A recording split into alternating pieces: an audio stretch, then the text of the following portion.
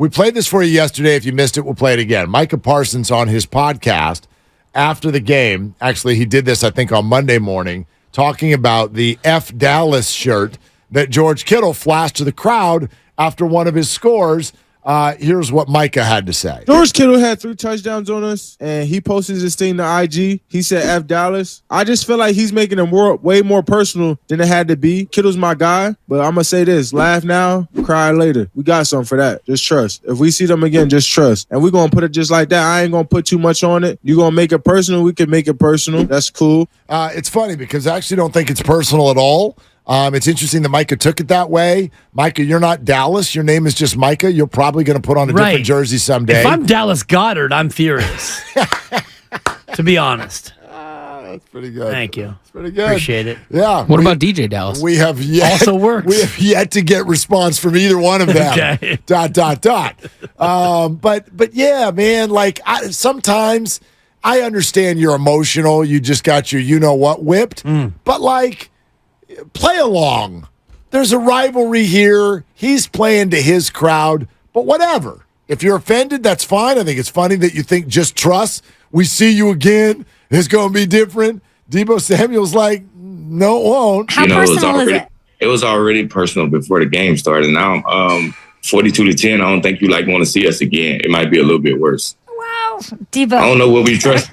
Micah, Deebo, I don't know what to say. I'm getting uncomfortable. I don't know what we trust. We trust, laugh now, cry later. I mean, I don't think you want to see us again. All right. Is there a cat in the studio? Meow.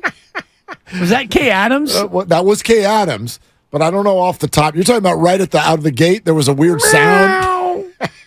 Well, anyway, that's Deebo's response to Micah Parsons. Right. Which is, I guess, only interesting because Kyle Shanahan said this. He was asked if he's got to worry about this 5-0 juggernaut staying humble. Definitely aware of that question and how that could happen, but it's honestly been really easy with our guys. We got a real good team in that way. I mean, just going into that game versus Dallas, how hyped that game was, and just the way they carried themselves in our building throughout the week, they weren't making much out of it. It was kind of like any other game and just any other week. And we got a good group of veterans who have been through a lot of stuff. Even still guys who were here from our 19 year when we started 8-0. And I think the guys who have been here and who have gone through stuff, they pass it to the other guys, and it's always our message that nothing can be taken for granted, and it's just 1 week at a time. And I think everyone preaches that, but I think through our life experiences together and stuff, our guys truly know it, and the guys who haven't been a part of that, they constantly hear it from the guys who have. I mean, we've given the Niners a lot of credit for kind of staying quiet throughout the week and treating this like any other game.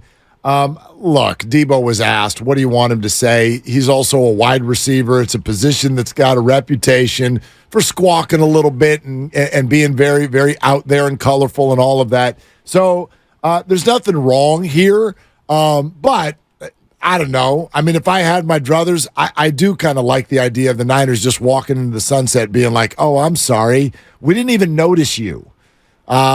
Rather than responding. Yeah, but when you've got Deebo on the Hey, It's Kay Adams podcast, Sure. and you've got George Kittle appearing on Pat McAfee, which was another big response. We've got that in a second. And so, I mean, all these other platforms and these players, and they're talking, you're going to be asked about it. I just caution against being a little bit too cocky, a little too cocksure in October. I just wonder. I almost said something else. October. Good. Way to slow your roll. It's early. Kids get out of school. What does this sound like when December 3rd gets here? Because that has already been sort of left out there. There was off-season talk. Hargrave switches teams. Deebo was talking. People are circling that game. They were before the year even started. By the way, if you don't know when December 3rd is, that's the 49ers will be in Philadelphia. And so if you are prone to getting pulled into this, what does that sound like? I'd hate for that to end up being, one of those, I don't know, talk games. Like, just, again, same thing. Act like you've been there before is I actually hate that phrase because people who say it haven't been there before. So how do they know? Yeah. How do they know? But anyway, here's Kittle on explaining the shirt. I might have been mildly inspired by our guy Gary Plummer, who wore that. I'm pretty sure it was the '94 NFC Championship game versus Dallas. So, there's some things that need to be worn for the franchise. I think it's just coincidence that I've just happened to appear on my chest on Sunday Night Football.